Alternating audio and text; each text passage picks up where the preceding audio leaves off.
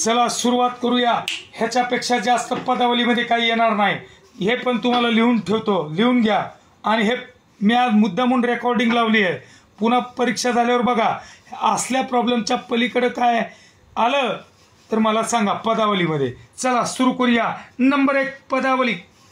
अरे घेतली सर पदावली। पदावली म्हणजे काय? एकापेक्षा ज्या उदाहरणामध्ये एकापेक्षा जास्त क्रिया असतात त्याला म्हणायचं पदावली। सर ज्याच्यामध्ये कंस असतो, ज्याच्यामध्ये बेरीज असते, वजाबाकी असते, गुणाकार असते, भागाकार असतो, एकापेक्षा जास्त क्रिया आली तर त्याला म्हणायचं पदावली। अरे सर कंसाचे प्रकार पण भरपूर आहेत। पहिला प्रकार आहे साधा कंस, साधा गरीब बिचारा। दुसरा प्रकार आहे महिरूपी कंस। तिसरा प्रकार आहे चौकट कंस। आपल्याला कुणाला पकडायचं? सगळ्यात आतील कंसाला आपण पकडायचं। आणि आणखीन एक मुलांनो, हा IMP कंस आहे आणि तो इतका शिष्यवृत्तीला आपल्याला नाही मात्र नवोदयाला सतत विचारतात। तो म्हणजे काय? रेघी कंस। मुलांनो हा कधीमध्येच येतो, पण या कंस मामाला सगळ्यात जास्त डिमांड द्यायचं। ज्या क्रियेखाली अंडरलाईन केलेली असते त्याला म्हणायचं रेघी कंस। अंडरलाईन केली की त्याला म्हणायचं रेघी कंस। 1 2 3 4 स्टार्ट आवर प्रॉब्लेम। बघा साधाच दिसतीये पदावली। 10 गुणिले 10 अधिक 400 भागिले सर महिरूपी कंस।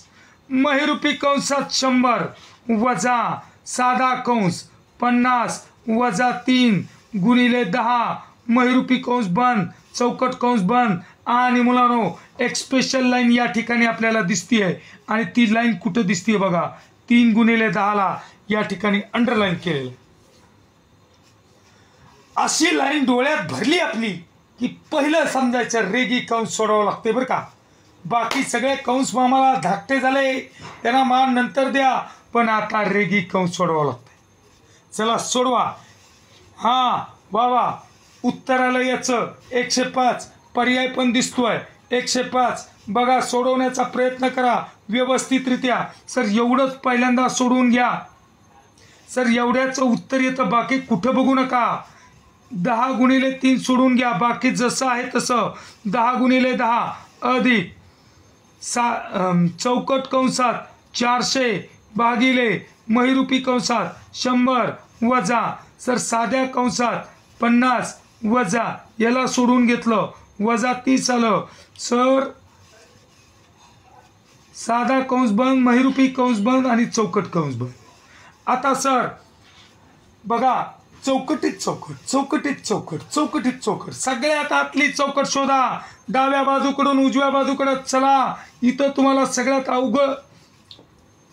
तुम्हाला सगळ्यात आतली चौकट दिसेल। सर आतल्या चौकटीमध्ये एक क्रिया आहे, तेवढी सोडवली की कंस सोडवला जाईल। सर बघा 10 गुणिले 10 थोडंसं फास्ट घेतोय मुलांनो, अधिक एवढी सोडवायला काहीच अडचण नाही 400 भागिले महिरूपी कंसात 100 वजा 50 मधून 30 गेलं, राहिलं 20 महिरूपी कंस बंद, चौकट कंस बंद।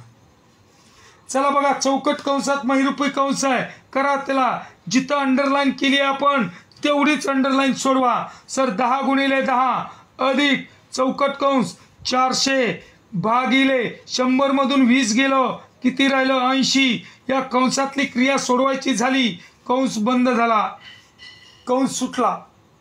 सर बघा पुढं काय आलं हे जरा पुसून टाकतो वरचं, आता याचं काही काम नाही आपलं।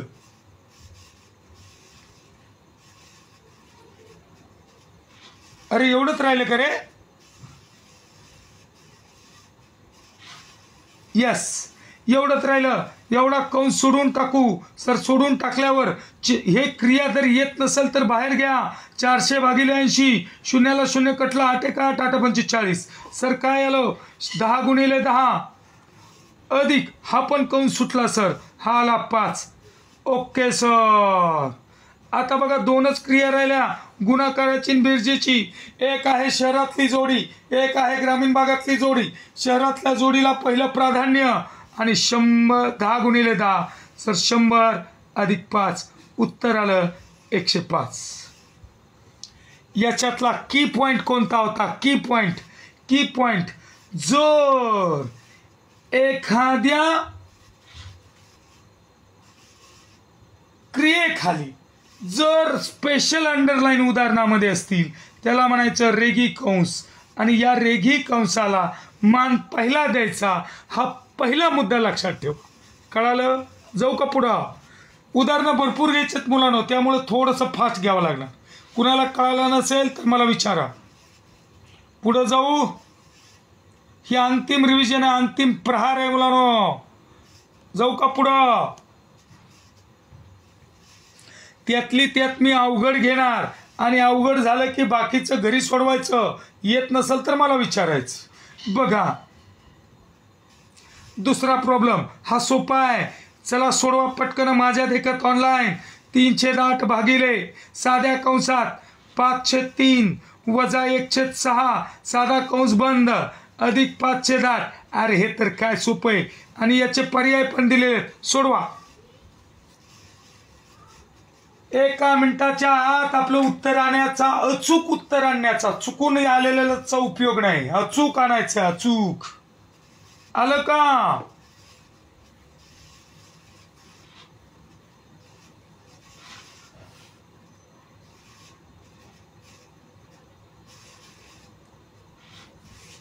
एकाचं पण उत्तर पडलेलं नाही. वाट बघू का पुढं जाऊ?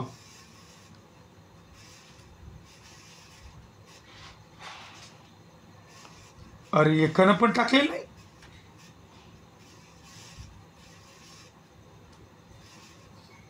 घड्याळाचा काटा पुढं जातोय.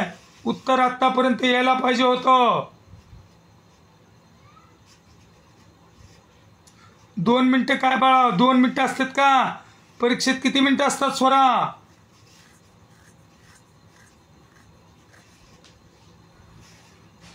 7/8 उत्तर आलंय. आता इकडे बघ स्वराताई, इकडे बघ आता. सर बघा इथं सर भागाकाराची क्रिया आहे, एक कंस आलेला आहे आणि पुन्हा बेरजेची क्रिया आहे. सर कंसाला प्राधान्य दिलं, हाच कंस सोडवायला बाहेर घेतला. 5/3 वजा 1/6 एवढंच सोडवायचं आहे. एवढं सोडवताना जरा लक्ष द्या छेदाकडं. इथं छेद 3 आहे, इथं 6 आहे. दोघांचा छेद समान करणं सोपं जातंय का? हो जातंय की सर. 3च्या पटीत 6 आहे, त्यामुळं मी काय केलं, या दोघांच्या अंशाला आणि छेदाला 2 न गुणायचा निर्णय घेतला. सर 3 आणि 6चा लसावी काय? तर ही जी मोठी संख्या आहे ती झाला लसावी. सर काय आलं बघा, 10/6 वजा 1/6. उत्तर काय आलं बाळांनो? उत्तर आलं 9/6. बरोबर का? 9/6 उत्तर आलं. सर 9/6ला सोपं रूप देता येते. 3 त्रिक 9, 3 9 6. सर या सगळ्याचं उत्तर आलं. मी इथं सोपं रूप दिलं. या सगळ्याचं उत्तर आलं 3/2. लक्षात ठेवूया आणि आपण तिथं लिहूया. सर बघा 3/8 भागिले, आता हा कंस गळून पडला, 3/2 अधिक 5/8. सर बघा आता इथं अपूर्णांकाचा भागाकार आहे आणि पुढे बेरजेची क्रिया आहे. एक शहरातली जोडी, एक ग्रामीण भागातली जोडी. त्यामुळं निर्णय घेतला, पण या पदावलीच्या खाली अंडरलाईन केली. 3/8 भागिले 3/2. सर एवढंच सोडून घेऊया. 3/8 गुणिले, सर इथं भागाकाराचा अपूर्णांकाचा भागाकार आहे. काय करावं लागतो? हा जो पुढचा अपूर्णांक आहे त्याचा गुणाकार व्यस्त घ्या. गुणाकार व्यस्त घेतल्यानंतर गडबड करू नका. अंशामध्ये आणि छेदामध्ये काटाकाटी करण्यासारखं काही आहे का ते चेक करा. बेचोखाट 3 1 3 3 1 3. सर काय आलं उत्तर या सगळ्यांचं? अंशाचा गुणाकार 1/4. सर 1/4 आलं. या सगळ्याचा भागाकाराला 1/4. आता काय झालं सर? 1/4 अधिक 5/8. सोपं करत चला गणिताला बाळांनो. चला पुढं. सर 1/4 अधिक 5/8 एवढंच सोडवायचं आहे. सर आपण जर बघितलं 4 आणि 8 या दोघांचा छेद मला 8 करू शकतो. या दोघांचा लसावी 8 आहे. लसावी 8 म्हणजे काय, तर 4 आणि 8 भाग जाणारी सर्वात लहान संख्या 8च आहे. आता या दोघांचे छेद 8 करून घेऊया. काय करावं लागतंय सर, या 4ला 2 न गुणावं लागतंय, छेदाला 2 न गुणला, अंशाला 2 न गुणला, झाले छेद समान. 2/8 अधिक 5/8. सर काय आलं बघा, दोघांची बेरीज केली, छेद समान आला. 7/8 इज द करेक्ट आन्सर. कळलं? आलं स्वराला, आलं स्वराला, आलं आमच्या. वा वा वा वा वा वा अथर्व, खूप छान. तुझे जर मार्क कालचे खरे असतील तर खूप छान मार्क पडलेत बाळा. चला पुढचा प्रॉब्लेम आता जरा अवघड घेतो, बाकीच्याला एक फक्त समजावून देतो. ऐका, आता हा मी प्रॉब्लेम सोडवायला घेत नाही, एक फक्त समजावून देतो. 1/13 असा प्रॉब्लेम एका परीक्षेला आला होता. 7 + 2 × 5 × 11 + 2 × 13. सोडवू नका, फक्त कशासाठी घेतलाय सांगतो. सर इथं ही पदावली दिसते आणि 1/13 आणि कंस याच्यामध्ये कोणतंही चिन्ह दिलेलं नाही. इथं फक्त लक्षात घ्यायचं, या दोघांच्या मध्ये गुणाकाराचं चिन्ह असतं. ही चुकण्याची पॉसिबिलिटी आपली, म्हणून फक्त तुम्हाला हे सांगितलं. आता तुम्ही बाकीचा प्रॉब्लेम स्वाध्याय सोडवताना करून टाका. ओके, बाकीचा प्रॉब्लेम मी घेत नाही. आता बघा, त्यातली त्यात अवघडच असणारा प्रॉब्लेम एक घेतो, बघूया. आता कोणी सोडवायच्या फंद्यात पडू नका, पहिल्यांदा ऐका आणि नंतर घरी प्रॅक्टिस करा. गणित फार मोठं आहे.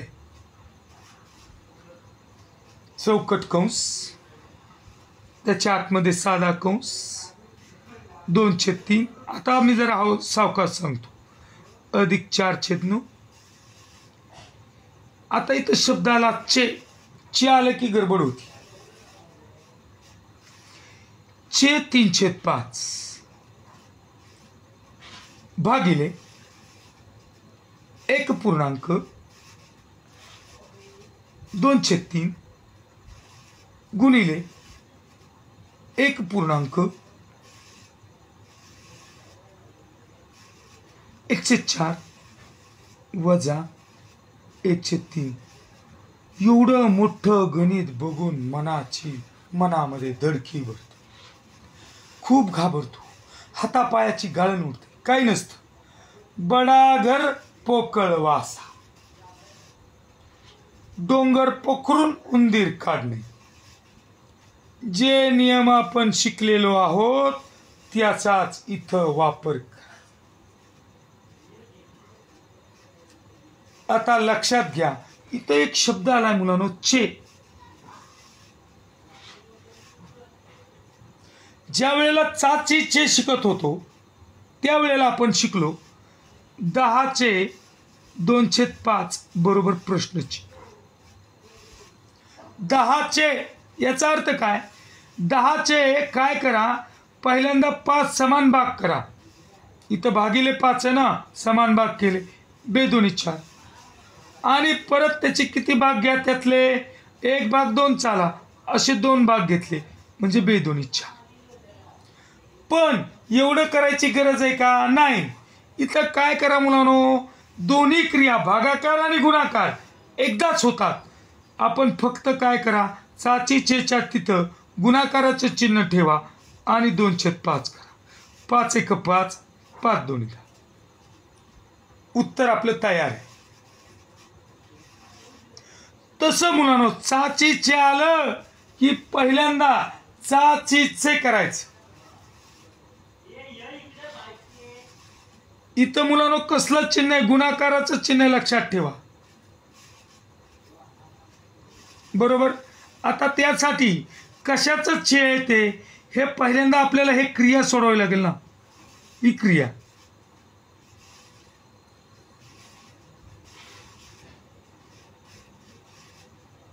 ही क्रिया सोडून घेऊ आणि त्याचं चे म्हणजे त्याचे 5 भाग करून 3 घ्यायचे.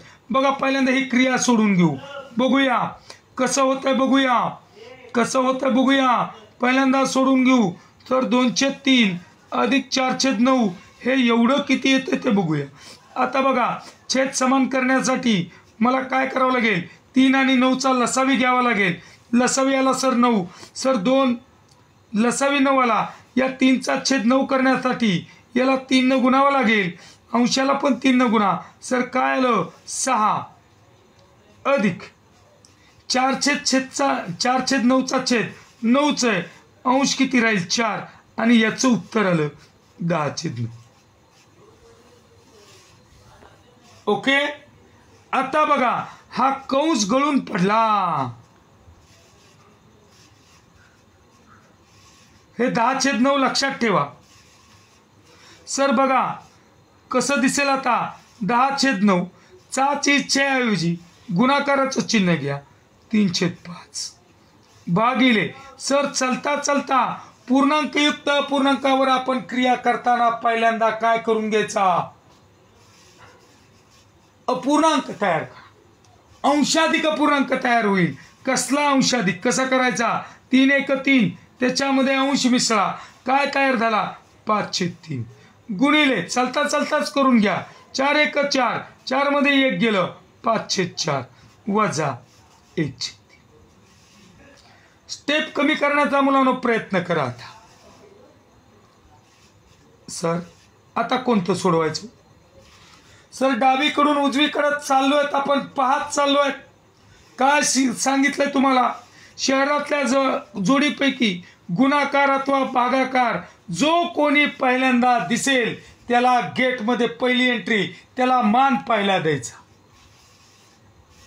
सर मान याला पहिला देऊया, एवढंच सोडूया. काय येतं बघा, 10/9 गुणिले 3/5. सोपं रूप द्या सर याला, 3 1 3 अंशामधलं 3 न छेदामधल्या 9ला भाग जातो, 3 त्रिकोण छेदामधल्या 5 न 5 1 5 5 2 10.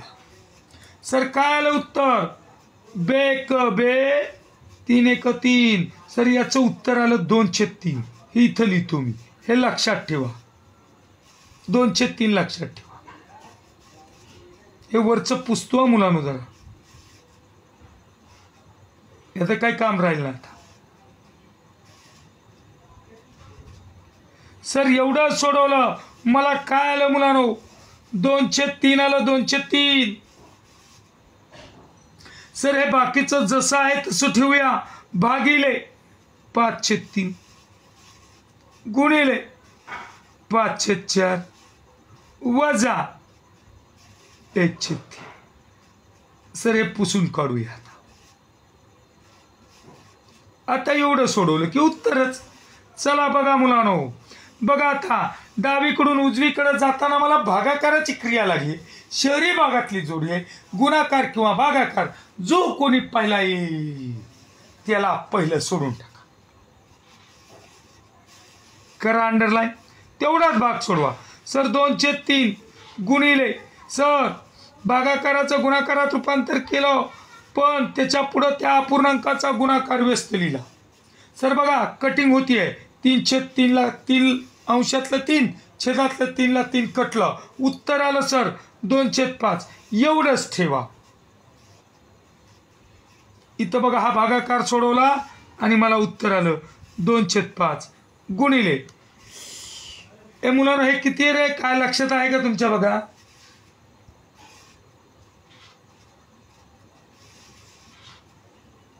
5/4 किती रे, ते 4 आहे का. ओके, गुणिले सर 5/4 वजा 1/3. सर काय सोडवायचं आपण, एवढंच सोडवायचं मुलांनो, गुणाकाराची क्रिया आहे. सर 5 ला 5 कटलं, बे 2 4 आणि सर आता थोडंच राहिलंय, 1/2 वजा 1/3. एवढं सोडवलं की उत्तर आलं. सर काय उत्तर आलं बघा, सर 2 आणि 3 छेद वेगवेगळा आहे, छेद समान करून घ्यावा लागेल. 2चा आणि 3चा लसावी, 6ला 2 आणि 3 सहमूळ संख्या आहेत म्हणून त्यांचा लसावी 6. दोघांचा पण छेद 6 करून घ्या. 6 करण्यासाठी 2 ला 3 न गुणावं लागेल, अंशाला पण 3 न गुणावं लागेल. दुसऱ्या अपूर्णांकाच्या छेदाला 2 न गुणावं लागेल, इथं पण 2 न गुणावं लागेल. सर उत्तर काय आलं बघा सर, 3/6 वजा 2/6 आणि याचं उत्तर आलं 1/6. अभिनंदन ध्रुव साहेब, अतिशय फास्ट तुम्ही सोडवलेलं. 1/6 हे याचं कॅल्क्युलेशन पर उत्तर आलं. आता मला सांगा काय अवघड वाटलं का? याच्यातलं की काय होतं, सगळ्यात महत्वाचं काय होतं, चाचीचे.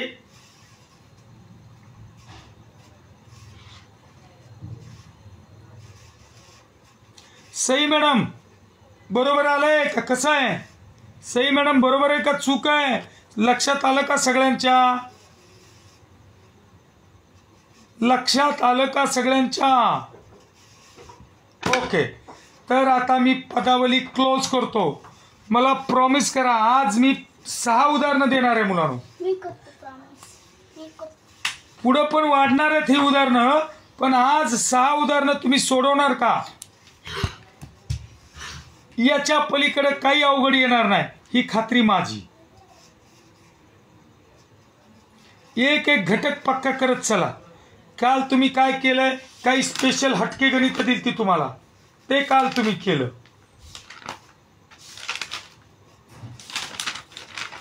बरोबर ना बाळांनो?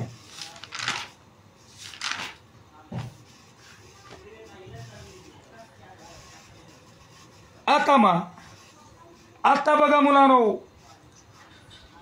आणखी माझं गणित काढायचं चालू आहे, पण आज पहिला चॅप्टर आपण घेतला पदावली. आज दुसरा चॅप्टर आहे प्युअर एकमान पद्धतीवर आधारित, चलनावर आधारित 2 गणित मला दिसत आहेत, तेवढी गणित पण आज सोडून घेऊया. एकमान पद्धत, त्यालाच आपण चलनावर आधारित उदाहरणं आपण बघूया. Are you ready for that? कंटाळा नाही ना आलेला?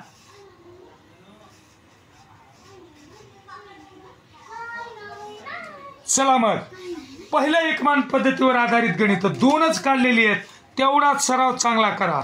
नंबर 1 बघा, हे मला वाटतं गेल्या वर्षी का कधीतरी आलेलं आहे.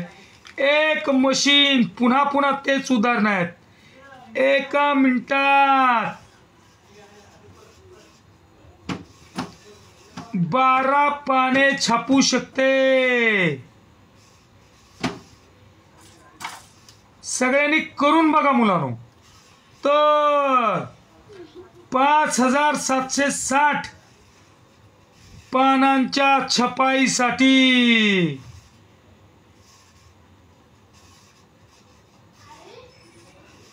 किती वेळ लागेल?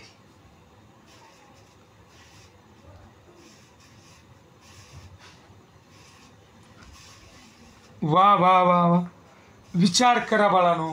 काय दिलेलं आहे? गणितातले महत्वाचे शब्द, गणितातले महत्वाचे शब्द जाता जाता वाचताना व्यवस्थित अंडरलाईन करा. काय दिलं रे?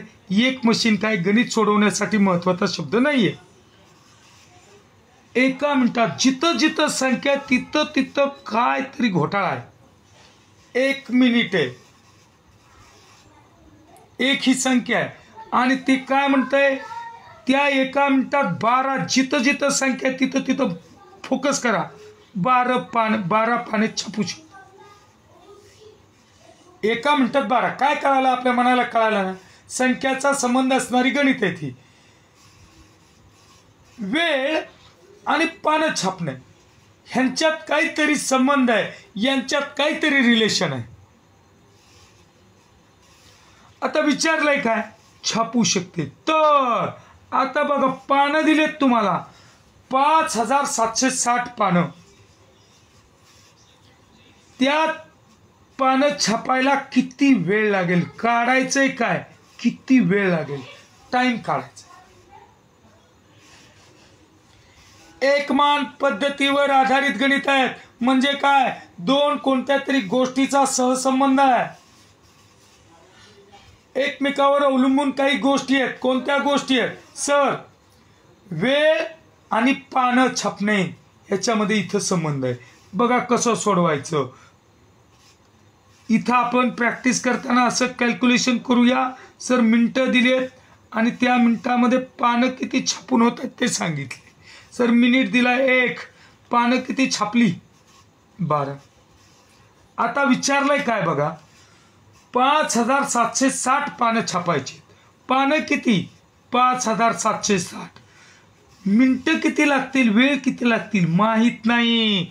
मग लगेच मदतीला कोण येतो सर? लगेच मदतीला आपला एक्स रावा उभा राहिलेच आपल्या पाठीमागं. जिथं संख्या माहीत नाही तिथं कोण उभा राहतं आपल्या पाठीमागं? एक्स. सर बघा, जी बाजू पूर्ण आहे तिकडे लक्ष द्या. पानांची बाजू पूर्ण उजवी साईड. पानांची संख्या वाढली, खाली बाण गेला. 12 वरून 5760 झाली ना हो. यस. मग मिनटं सुद्धा वाढणार आहेत. चलन लक्षात घ्या. हे सोपं गणित आहे पण चलन लक्षात घ्या. चलन आलं कसलं? समचलन. समचलन आलं की काय गरजेचं मुलांनो, ज्या गोष्टी पूर्ण आहे तिकडं मिनटं आणि इकडं पानांची बाजू पूर्ण तिरकस गुणाकारात.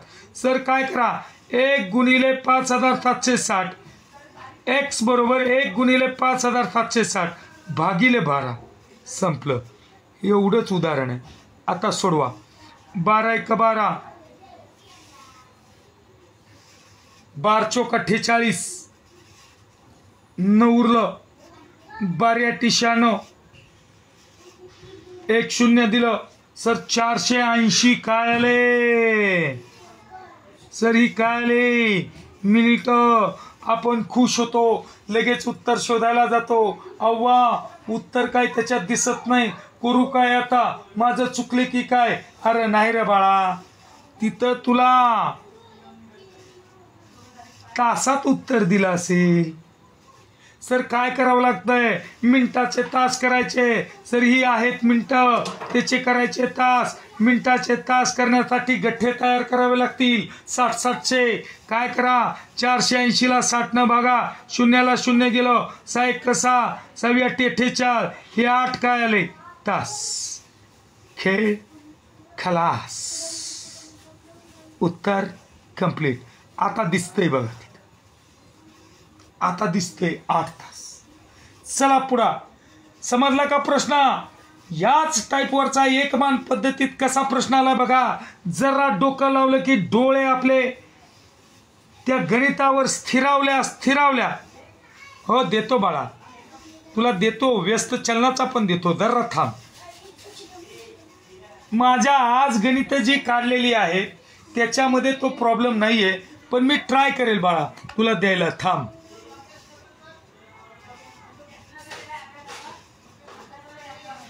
ऐका, हे गणित सोडवा ना आम्ही.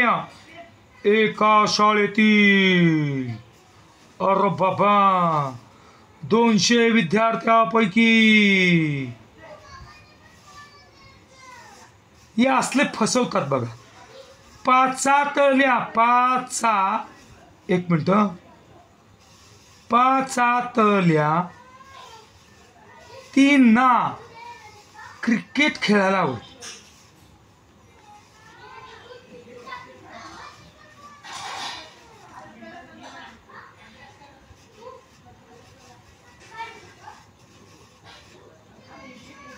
प्रश्न मजेशीर आहे.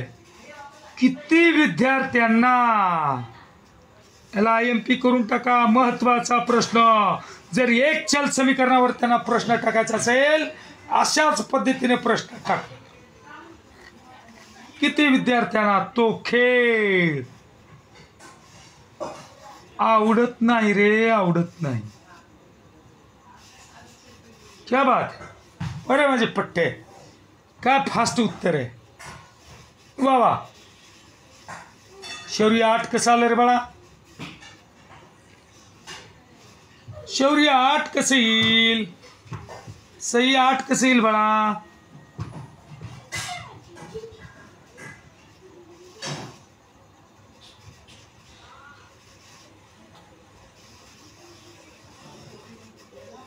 बघा, जरा डोकं लावा.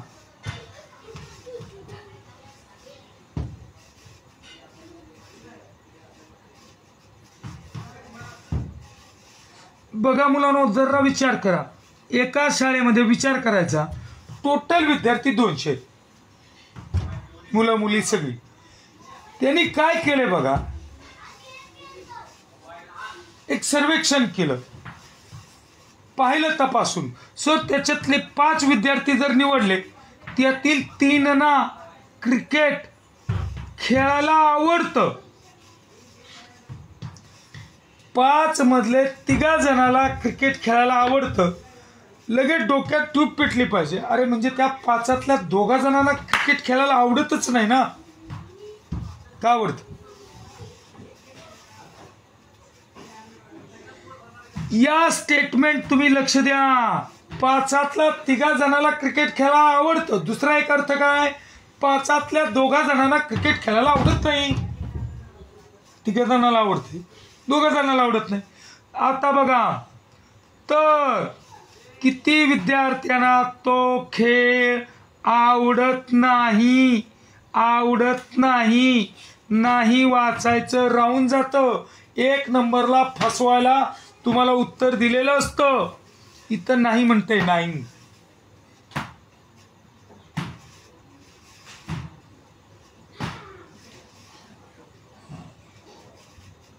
आता मग मांडायचं. सर काय कसं मांडणी करता येईल? सर बघा, इकडं विद्यार्थी घेऊ, इकडं न आवडणारे घेऊ. आपल्याला न आवडणारे काढायचे ना. सर 5 विद्यार्थी घेतले, न आवडणारे 2 जण आहेत.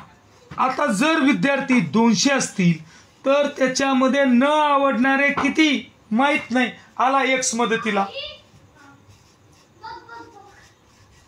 एक चल समीकरणा, एकाचा दुसऱ्याशी संबंध आहे. हो, विद्यार्थी आणि न आवडणारे ह्याचा एकाशी दुसऱ्याचा संबंध आहे. त्याच धर्तीवर आपल्याला विचारलेले. आता बघा, जी बाजू पूर्ण आहे, मगाशी उजवीकडची बाजू पूर्ण होती, आता विद्यार्थ्याची बाजू पूर्ण आहे. बघूया, निरीक्षण करा. 5चे 200 झाले. पहिले 5 होते, विद्यार्थ्याची संख्या वाढली. सर न आवडणाऱ्यांची सुद्धा संख्या वाढेल. समचलन चलन ठरलं की बाबा, चलन ठरलं की एक्सची किंमत काढताना सर तिरकस गुणाकार 2 गुणिले 200 भागिले 5ला कोण सोबत आहे का संख्या नाही, त्याला खाली अंडरला खाली टाकून द्या, झालं, संपलं. 5 एक 5, 5 चौक 20, 40 आलं. 40 दोन्ही सर किती? 80 80 80 80. उत्तर किती आलं मुलांनो? 80.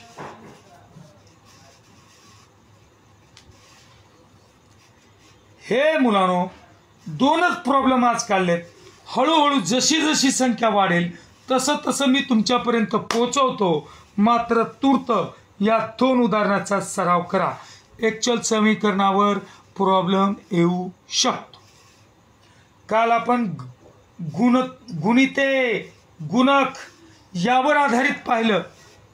आज आपण एकमान पद्धती शिकलो, एक चल समीकरण शिकलो. याच्या सारखी गणित येऊ शकतात. क्लिअर? पुढे जाऊ का? काय अवघड वाटतंय? डोक्याला मुंग्या वगैरे काही आल्या नाही ना? चला पुढे. ओके मुलांनो,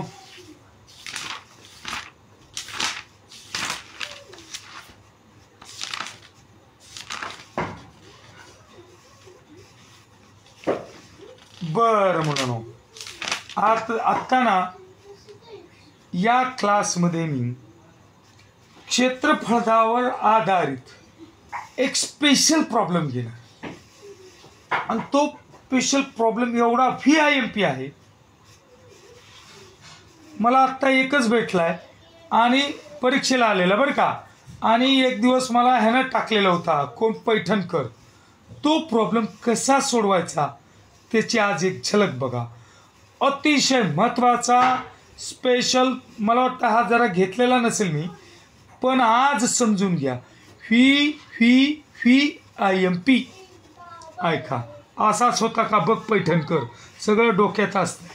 हां, बघा मी याला स्टार कसला देतोय, V V V I M. कशावर आधारित? क्षेत्रफळावर. आणि त्याची टाईप कोणता मुलांनो? स्पेशल. हा स्पेशल काय नाही, लांबी नाही, रुंदी नाही, का नाही. बघा आता बघा डोकं बघा कसं लावलंय ह्यांनी. आता बघा पहिलं रिलेशन दिलंय, ऐका. एका आयताकृती जमिनीची लांबी तिच्या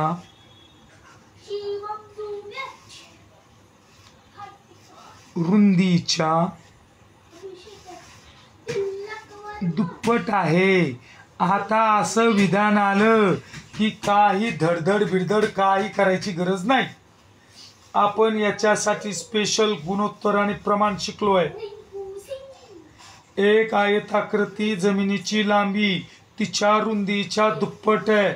म्हणजे सर लगेच लक्षात यायला पाहिजे, लांबी रुंदी प्रत्यक्षात न देता लांबी आणि रुंदीचं रिलेशन दिलंय, संबंध दिलाय. एकमेकावर त्या अवलंबून आहेत, त्या सेपरेट नाही आहेत, त्या एकमेकावर अवलंबून आहेत. म्हणजे असा प्रॉब्लेम आपल्याला गुणोत्तरामध्ये किंवा एक्स मानावं लागेल, एवढं मात्र लक्षात ठेवा. ओके, चला पुढचं बघू. एक एक ओळ आपल्या लक्षात आली पाहिजे. दुसरं बघा, 8 मीटर बाजू असलेल्या, इथं जरा प्रॉब्लेम बदलला बघा. 8 मीटर बाजू असलेल्या चौरसाकृती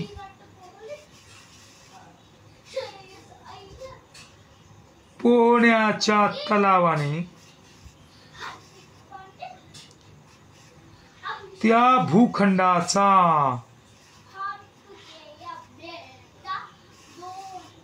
एक अष्टमांश भाग व्यापलेला आहे. आता थोडक्यात लिहितो. आणि तुम्हाला विचारलं तर त्याची लांबी किती त्या आयताची? हो, तुझा दुसरा आहे पण तोच टाईप आहे ना, असंच आहे ते पण. तो उद्या घेऊया, मी लिहून नाही काढलेला, तो उद्या घेऊ. हाय ना, तसंच आहे ना. हा, ऐका सर, बघा एकदा प्रॉब्लेम नजरेत साठवा, नीट विचार करूया आणि मग पुढे जाऊया. काय काय दिलंय सर बघा. पहिली ओळ काय आपल्या अनोळखी नाही. एका आयताकृती जमिनीची लांबी. सर लांबी म्हणजे लांब बाजू तिच्या रुंदीच्या दुप्पट. लांब बाजू आखूड बाजूच्या दुप्पट आहे हो.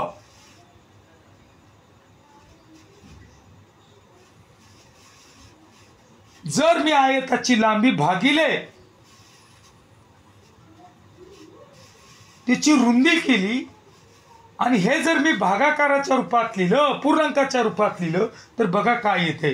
आपण जरा पुढे जाऊया, प्रॉब्लेम काय येतो बघू. 8 मीटर बाजू असलेल्या चौरसाकृती पोहण्याच्या तलावाने, ती एक आयताकृती ग्राउंड होतं, मैदान होतं, आणि त्या मैदानाच्या मध्ये एक चौरसाकृती पोहण्याचा तलाव केला आणि त्या तलावाची बाजू होती 8 मीटर. ऐका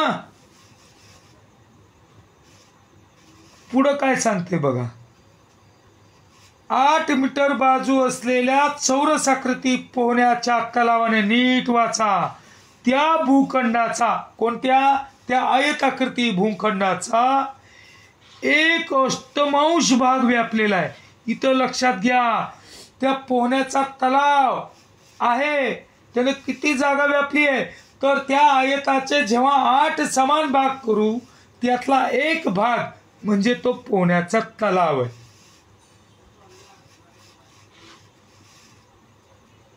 तर आपल्याला त्या आयताकृती मैदानाची लांबी काढायची. असा हा स्पेशल प्रॉब्लेम आहे. पहिल्यांदा समजून घ्या. डबल टिबल एकदा दोनदा तीनदा प्रॉब्लेम समजल्यावर तुम्हाला हा सोडवता येईल. जरा समजून घ्या. परत मी घेईल उद्या आणखीन एक याच्यावरचा टाईप. पहिलं काय करूया मुलांनो, ती आयताकृती बघा. भूमितीच्या प्रॉब्लेमला मुलांनो आकृती काढायचा प्रयत्न करा. दिलेल्या वर्णनावरून आपण काय करूया, आकृती काढूया. सर बघा, सर हे आयताकृती मैदान आहे, ही आयताची लांबी आहे, तर ही आयताची रुंदी आहे.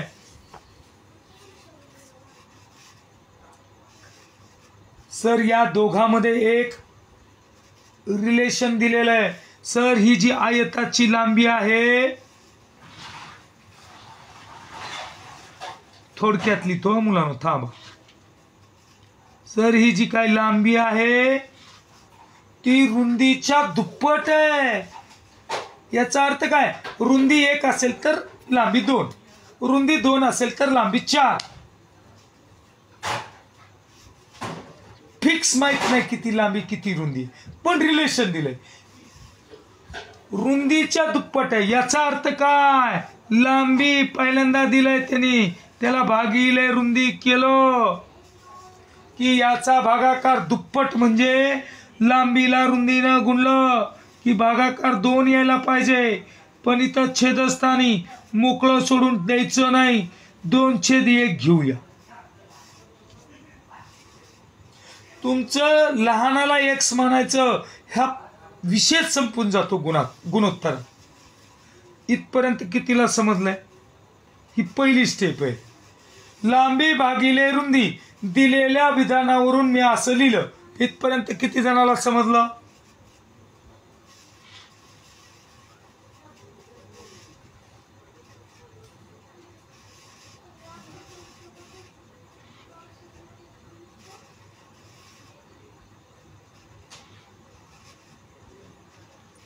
इथपर्यंत समजलं का? ओके. सर बघा, पण या आयताची खरोखरची लांबी 2 आहे का रे? नाही. या आयताची खरोखरची रुंदी 1 आहे का रे? नाही.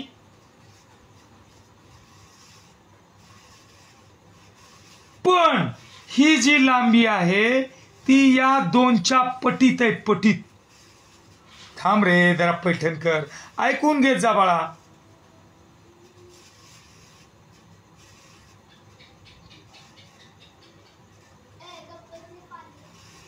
लांबी 2च्या पटीत आहे. याचा अर्थ 2ला कशानं तरी गुणलं की सर काय येणार आहे, त्याची खरोखरची लांबी येणार. 2ला मी x न गुणलं, ती पट आपण x म्हणू. 2ला कशानं तरी गुणलं, मला माहित नाही कशानं गुणायचं आहे, x मानू. सर ही रुंदी या 1च्या पटीत आहे. 1ला x न गुणलं की बाळानो त्याची खरोखरची रुंदी मिळाली. सर ही लांबी आणि ही रुंदी आपण इथं लिहून घेऊया. सर लांबी किती, 1x म्हणजे x, आणि सर रुंदी किती आली, x. लांबी किती, 2x. बर, एवढं सर कळलं. आता पुढचं वर्णन बघा मुलांनो, काय म्हणताय. 8 मीटर बाजू असलेल्या चौरस आकृती पोहण्याच्या तलावानं त्या भूखंडाचा 1/8 भाग व्यापलेला आहे. याचा अर्थ काय, की जर मी या भूखंडाचे 8 समान तुकडे केले, 1 मिनिट, या भूखंडाचे मी जर 8 समान तुकडे केले,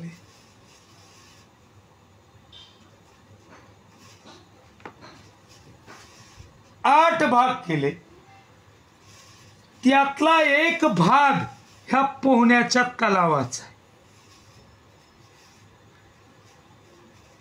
बघा मुलांनो, डोकं लावा. 8 भागापैकी एकूण केलेले भाग 8, 8 भागापैकी 1 भाग ह्या तलावाचा आहे, तलावाचा.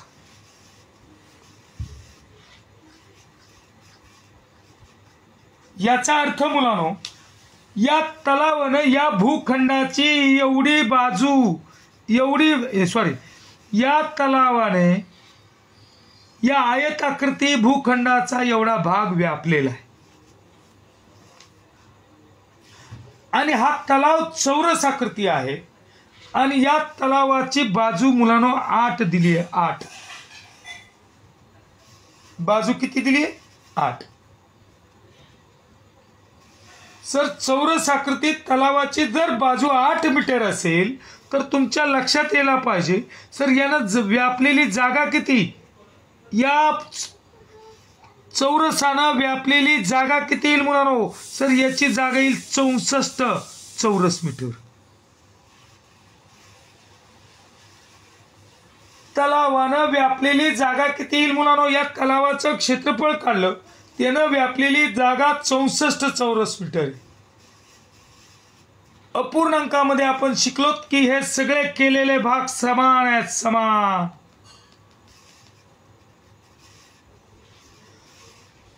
सर एक भाग जर 64 चौरस सेंटीमीटर असेल, 64 मीटर, दुसऱ्या भागाचं क्षेत्रफळ तेवढंच आहे, तिसऱ्याचं पण चौरस, चौथ्याचं तेवढंच, पाचव्याचं तेवढंच, सहाव्याचं तेवढंच, सातव्याचं तेवढंच, आठव्याचं तेवढंच. याचा अर्थ मी जर या 64ला 8 गुणलं तर बघा किती येते? 8 चोक 32, हातचे आले 3, 8 सका 48 आणि 3 512. सर बघा या चौरसाच्या क्षेत्रफळावरून मी काय केलं, संपूर्ण आयताचं क्षेत्रफळ मी काढून घेतलं. 8 भागापैकी एक भाग 64 चौरस सेंटीमीटरचा आहे. तर अशा 8 भागाचं किती क्षेत्रफळ आलं रे मुलांनो? 512. इकडे बघ,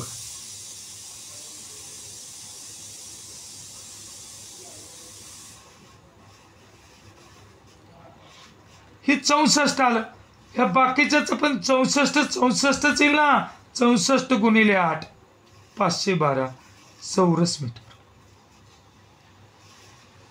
आता बघा लांबी x आहे, रुंदी 2x आहे, रुंदी x आहे, लांबी 2x आहे, क्षेत्रफळ पण मिळालं. आपल्याला माहिती आहे लांबी गुणिले रुंदी.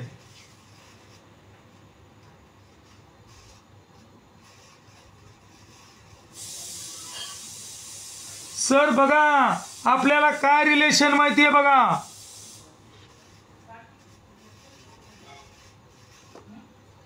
ही लांबी आणि रुंदीचं रिलेशन बघा. x गुणिले 2x बरोबर सर किती आलं? 512. आता नीट लक्ष द्या बाळांनो, इथं खूप जण चुकतात, इथं x चा गुणाकार आहे, गुणाकार. चलाचा गुणाकार असल्यावर कसा करायचा तो बघा. सर चलाचा जर गुणाकार असेल, बेरीज वेगळी, चलाचा गुणाकार वेगळा. सर बघा काय करा, जो स्थिर आहे, स्थिर एक आहे, इथे एक्सच्या पाठीमागे एक आहे, तर त्याचा गुणाकार करा 2 आणि चलाचा पण गुणाकार करा. x गुणिले x किती येतं? 2x चा वर्ग बरोबर किती? 512.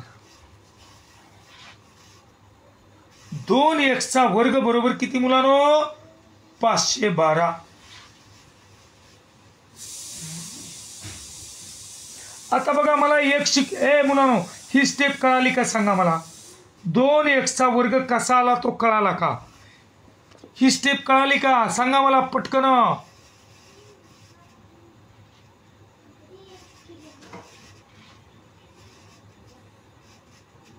आता बघा सर मला x चा वर्ग काढायचा आहे. x चा वर्ग बरोबर 512 भागिले 2. आता बघा x चा वर्ग येत आहे बे क बे, बे दोन्ही 4, 1 उरलं, बे पंच 10, बे संग 12. सर x चा वर्ग 256 आहे. मग सांगा बरं मुलांनो x बरोबर किती? यक्षची किंमत किती येईल सांगा? यक्षची किंमत किती येईल बोला?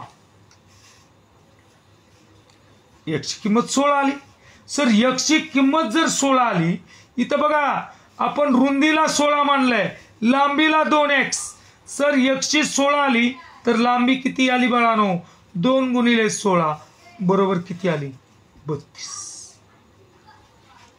15-20 मिनिटं गेले मुलांनो प्रॉब्लेमला. काय काय केलं बघा, एकदा रिव्ह्यू दाखवतो. सर मी काय काय केलं बघा. गणित वाचलं, गणितामध्ये एक रिलेशन, पहिली स्टेप काय केली बघा, आता थोडक्यात सांगतो.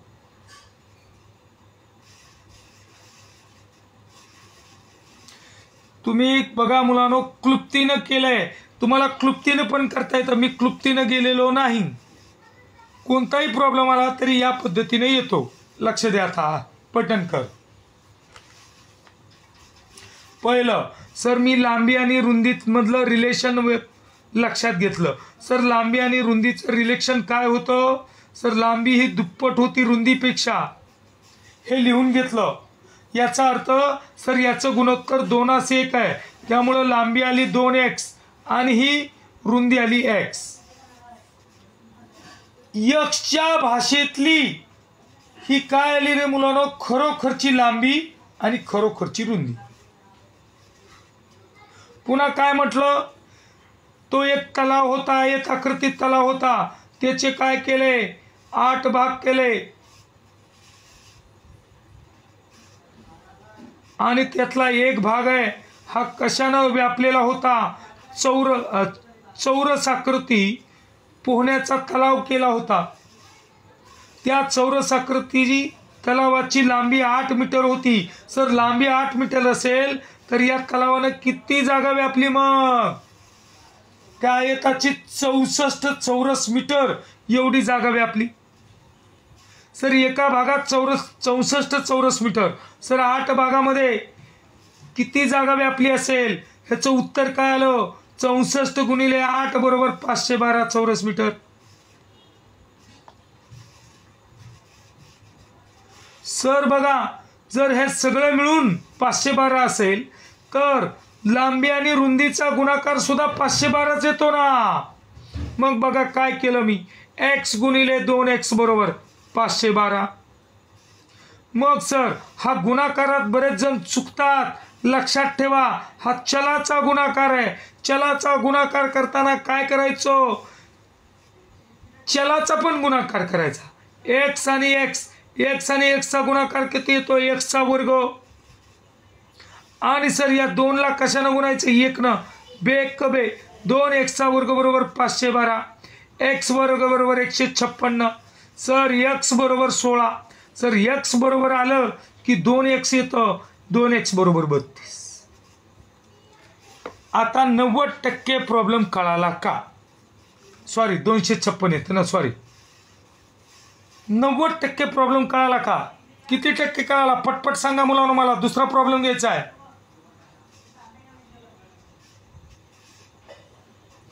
एक गणित हुडकून आणतोय जेई, तुम्हाला येणार नाही असं गणित. तुम्हाला बघा एकही प्रॉब्लेम आपला गणिताचा असा नसला पाहिजे. 50% ठीक आहे, 100% असू द्या, उद्या कळेल. सर बघा अशावरच अवलंबून बघा एक असाच प्रॉब्लेम आहे बघा. आता हे चुकू नका, ह्या पण VIMP प्रॉब्लेम आहे मुलांनो. बघा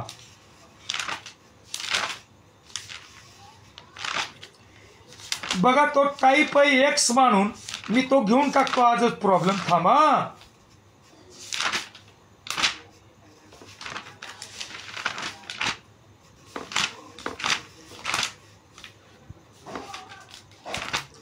एकच मिनिट मुलांनो, थांबा. हे मुलांनो सगळे प्रॉब्लेम मी लिहून काढतोय परत डबल एकदा. हा बघा याच्यातला निम्म्या भागावर एक प्रॉब्लेम आहे, ह्याला VIMP करून टाका. ही जी मुलांनो पद्धत आहे ती आहे एक्स मानून. याची बरीच उदाहरणं आज एकच घेतो कारण त्याच्यातला निम्मा भाग तुम्हाला या मागच्या गणितात झालेला आहे. बघा दोन संख्यांचा गुणाकार 3.92 करा. आता ट्राय करा. जर एक संख्या दुसरीच्या, आलं का परत रिलेशन, दुसरीच्या दुप्पट आहे, एखादी लहान संख्या असेल एखादी मोठी संख्या असेल, एक संख्या दुसरीच्या दुप्पट असेल तर मोठी संख्या कोणती?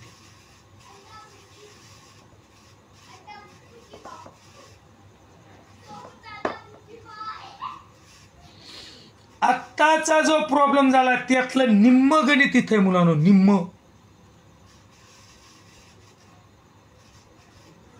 सही आहे का नाही निम्म गणित?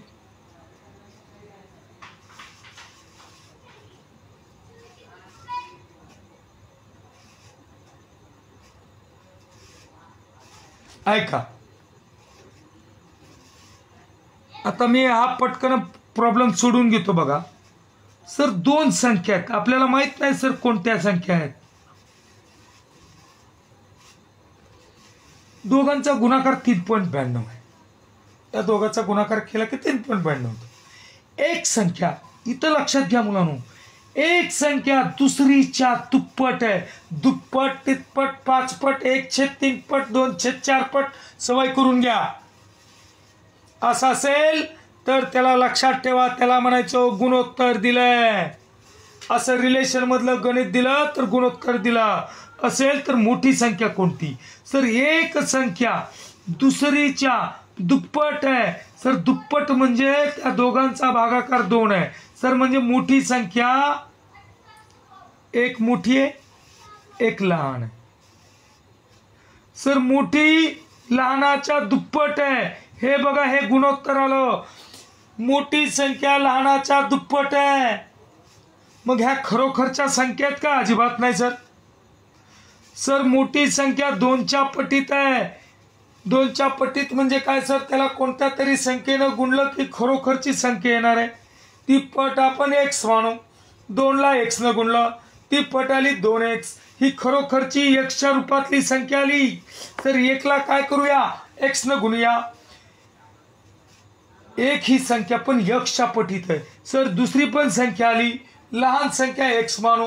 ह्या दोन्ही संख्या x च्या रूपातल्या खऱ्याखोऱ्या संख्या आहेत. सर, या दोघांचा गुणाकार दिलाय. सर, x गुणिले 2x बरोबर 3.92. IMP करून ठेवा मुलांनो. VIMP. सर, दोघांचा गुणाकार करून घेऊ. सर, पहिलं बघा गुणाकार आहे, चलाचा पण गुणाकार होतो. x आणि x ला गुणलं की x वर्ग. सर, 2 आणि 1 चा गुणाकार 2च. 2x बरोबर 3.92.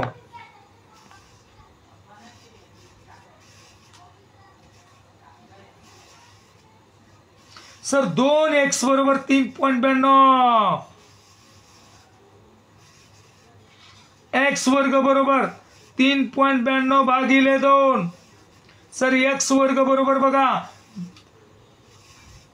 पहिल्यांदा आपण काय करूया मुलांनो, 392 ला 2 न भागूया. बेकबे 1 उरलं 92, 92 18, 1 उरलं बेसंग 12. सर, बघा हा पॉइंट कुठं द्यायचा? 2 घर मागं येईल, 1.96 येईल. आता सर, x ची किंमत मला काढायची आहे. x ची नाही, लहान संख्येची दुप्पट म्हणजे मोठी संख्या काढायची आहे. सर, याचं वर्गमूळ काढावं लागेल. x चं किंमत काढण्यासाठी दोन्ही बाजूचं वर्गमूळ काढ.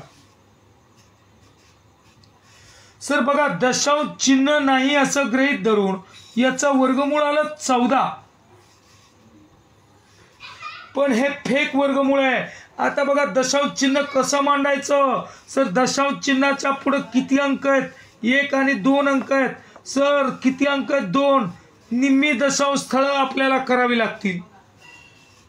2ला 2 न भागितलं. सर, 2ला 2 न भागितल्यावर 1 दशांश स्थळ. वर्गमूळ मध्ये